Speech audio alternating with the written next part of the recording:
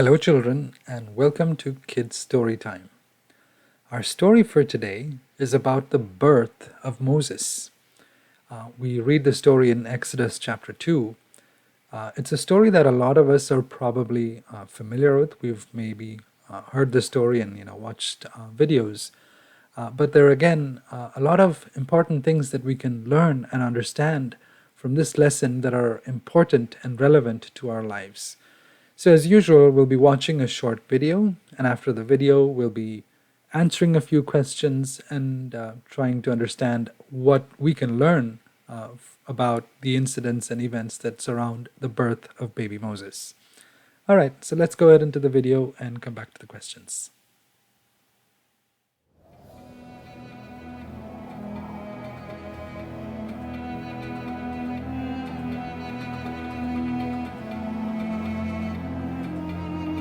It may not have looked like a promising future after Joseph was rejected by his own brothers and sold into slavery. But God had a plan that included mercy and a mighty deliverance. He raised Joseph out of slavery and into a powerful position over all of Egypt and revealed to him things that no one else knew. When famine came, Joseph was prepared, and many lives were saved, including the brothers who had once despised him. With open arms, Joseph received his father Jacob, his brothers, and all their families. They lived happily together in Egypt, enjoying the blessings of God's great deliverance.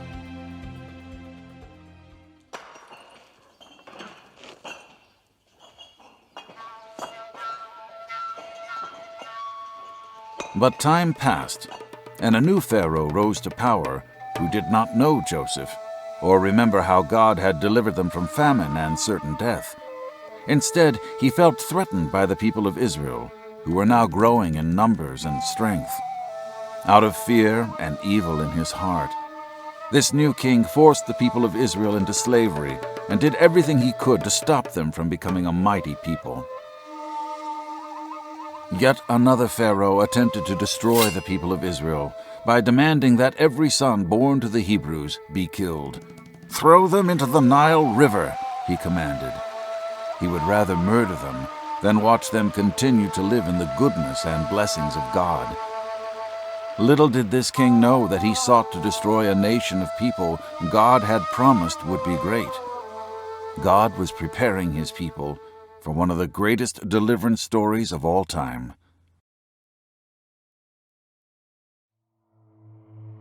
During the time of Pharaoh's evil order, a Hebrew woman gave birth to a baby boy. She named him Moses. Seeing that he was no ordinary child, and his life was already marked with God's favor and mercy, Moses' mother hid him from Pharaoh's men as long as she could. When she could no longer keep him hidden, she devised a hopeful plan. She built a strong basket and coated it with tar and pitch so that it would float like a tiny little boat. She then placed baby Moses inside, took him down to the Nile River, and hid him in the tall grass along the water's edge. As she watched him drift down the river toward an unknown future, tears filled her eyes. She was sad to let him go, but her hope was in God. Moses' sister Miriam ran along the riverbank, watching the basket as it swiftly drifted downstream. She anxiously looked ahead, hoping for a miracle to save her little brother's life. The basket soon broke away from the bulrushes and plants, and came into view of an Egyptian princess and her maidens who were bathing in the river. When the princess noticed the curious basket floating in the water, she sent one of her maidens to fetch it. What a surprise to see such a beautiful child looking up at her. His cries melted her heart.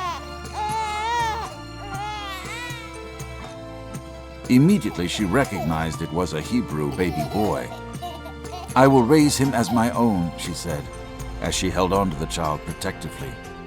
So Moses began a life of privilege and pleasure among the royals in Egypt.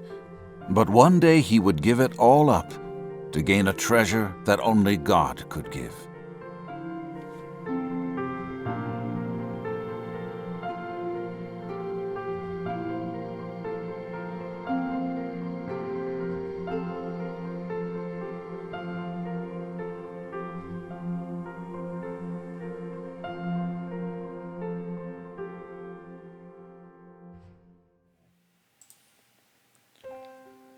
Right.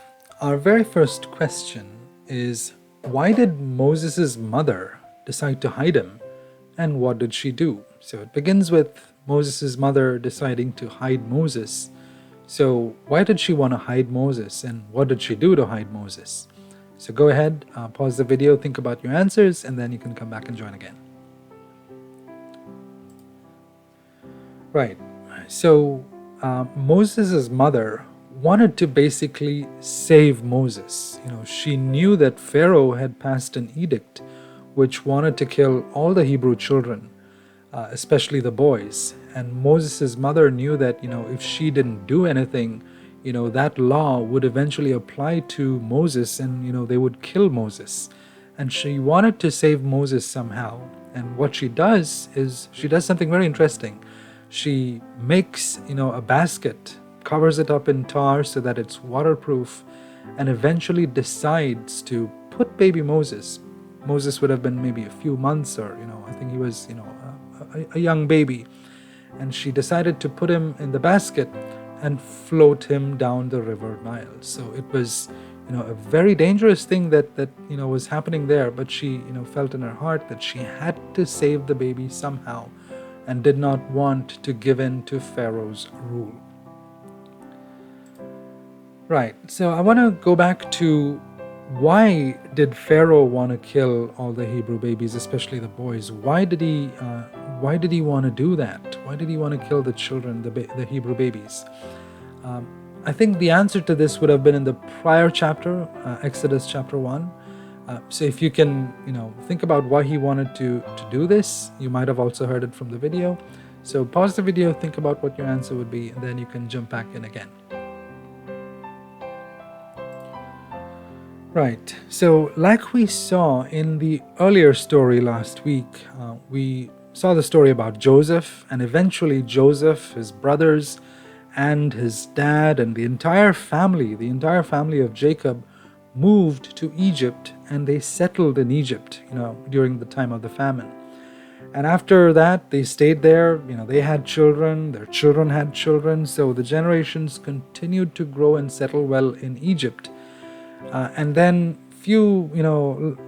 a few decades later on, there's a new Pharaoh. There's a new Pharaoh who comes into the scene, and he doesn't know he doesn't know anything about what happened in the time of Joseph, how Joseph was instrumental in saving Egypt from the famine. He had no clue about what the Israelites had done to help Egypt, during the time of the famine. And he was now getting scared of the Israelites, because he knew how quickly they were growing. They were beginning to grow in number, and he was concerned. He was thinking to himself, if these Hebrews, would continue to grow in number, they might eventually outnumber the Egyptians, and one day take over the land of Egypt and drive us out. So he was scared that that might happen, and he wanted to contain that. He wanted to stop that at all costs, and not even let the Hebrews become a threat to him. And therefore he decides to do something very horrible. He decides to kill all the Hebrew children. The little ones who were born, he would send his men to find them and to kill them. And in that way, he decided he was going to slow how the Hebrews were going to grow in number. And this is why Pharaoh, this rule of Pharaoh was why Moses' mom was scared, and she wanted to do something to save to save Moses at all costs. Right. So, like we know from the story, Moses' mom makes a basket, puts Moses into the basket, and floats him down the river. She floats him down the river Nile, and it's a very huge river with a lot of dangerous things, dangerous animals, a lot of hidden dangers in the river. And God was sovereign to allow Moses to be saved somehow. So who pulled out Moses? Who saved Moses? And what did she do? So that's basically the question. Go ahead, pause the video, and think about the answer. Right, so like we know from scripture, Pharaoh's daughter, she happened to be, by the riverside near her palace. she had gone to take a bath.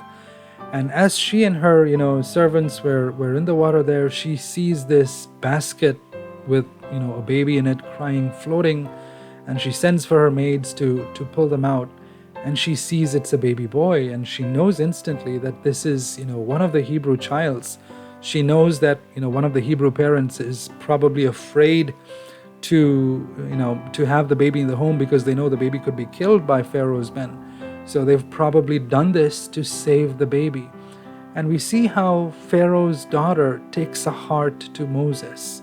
She doesn't let him drift away into the water. She pulls him out and decides to give him a home in her palace. She decides to, make him her son literally, and become, someone very important in her family and very important in the palace. So we see how God is sovereign. When people act in faith, God is sovereign to move in amazing ways to preserve and save those whom He has called. All right, we'll go to the next question now. This is again a very interesting question. We read about Moses' sister. She's, I think, maybe like a 10, 12-year-old girl. I'm not sure how old she was, but a very young girl. And she does something, important. So what does Moses' sister, what does she do?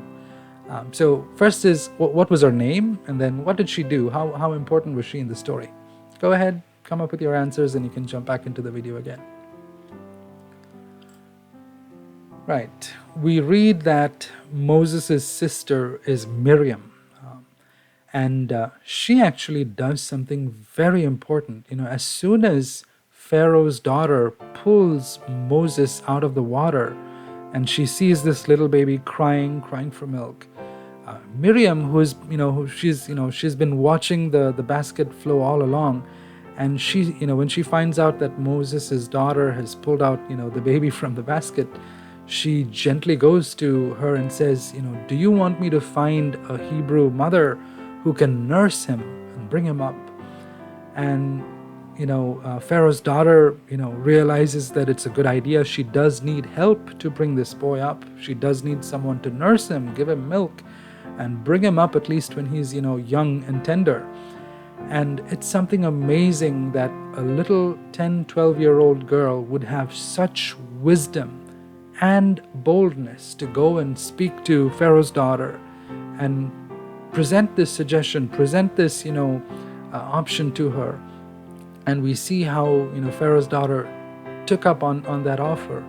And to me, it stands out as a blessing to remember that it doesn't matter how old we are.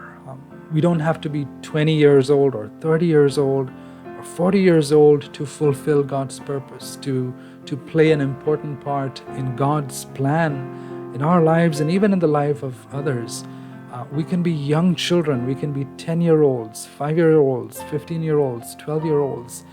The Lord is no respecter of age. If we are faithful at home, if we are obedient and faithful to our parents at home, the Lord can see us as useful vessels that He can use, that He can move in different ways to bless others, to preserve others, and to fulfill His purpose. And that's something amazing we can understand in terms of how what Miriam did impacted Moses and helped him to be brought up technically by his own mom. We're going to jump into the final question. I think this is one of the most important questions that we can learn a lot of things from.